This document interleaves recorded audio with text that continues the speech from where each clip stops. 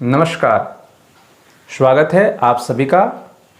पंच महापुरुष योग का जो चर्चा निरंतर चल रही है उसके अंतर्गत आखिरी योग यानी कि शश योग, शनि से बनने वाला यह योग किन किन क्षेत्रों में व्यक्ति को सफलता दिलाता है।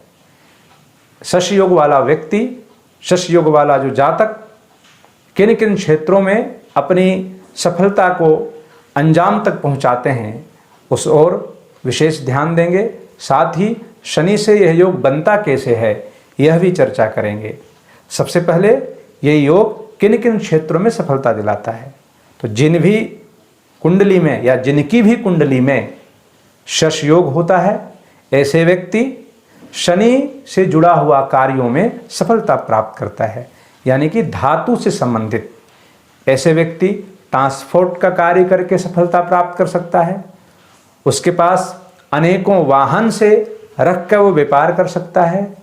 ऐसे व्यक्ति कोई भी मशीनरी का कारीगर हो सकता है। धातु से संबंधित एक उच्च क्षेत्र का, उच्च क्वालिटी का वो अच्छा कारीगर भी हो सकता है। जिनकी भी कुंडली में शश योग होता है ऐसे व्यक्ति एक बहुत अच्छे कारीगर बनते हैं। चाहे वो किन्हीं भी क्षेत्र के हों, वो अच्छे कारीगर कहलाते हैं। साथ ही साथ वकील या कानून से क्षेत्र से जुड़े हुए हो सकते हैं, न्यायाधीश हो सकते हैं, या फिर ऐसे कार्य जिससे उनके पास अनेकों मजदूर जुड़े हों, अनेकों स्टाफ जुड़े हों। ऐसे व्यक्ति में कुंडलियों वाले ऐसे व्यक्तियों को ऐसे इन क्षेत्रों में उनको सफलता मिलता है। साथ ही देखेंगे लोहा का कार्य, लोहा से संबंधित ट्रेडिंग का कार्य, शश योग वाला व्यक्ति को विशेष लाभ मिलता है।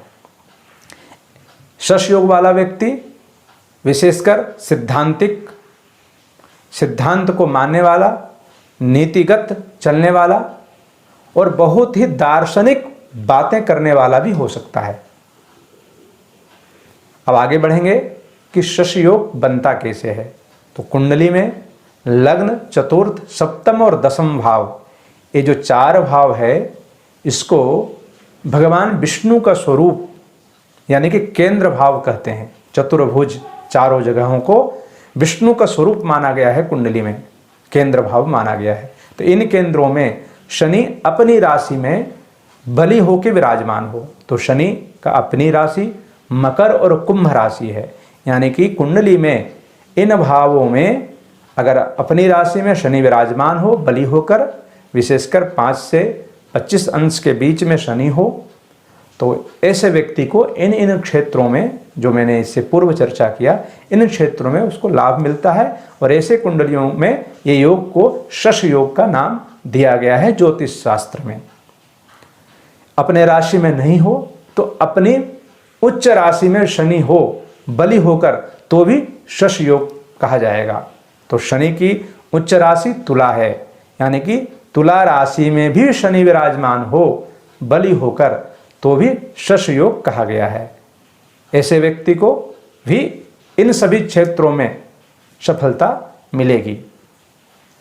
अब बात करेंगे केंद्र भाव में शनि विराजमान होने से व्यक्ति कर्मशील तो होता ही है, व्यक्ति बहुत मेहनती होता है, साथ ही साथ उसका व्यक्तित्व विराट होता है, एक बड़ा रूप में समाज में उनका नाम होता है। हाँ, ये जरूर है शनि का यह शश योग शुरुआती दिनों में नहीं दिखता, विशेषकर उम्र के 38 वर्ष के बाद 38 से 44 वर्ष के बीच में इस योग का फलित होना प्रारंभ होता है।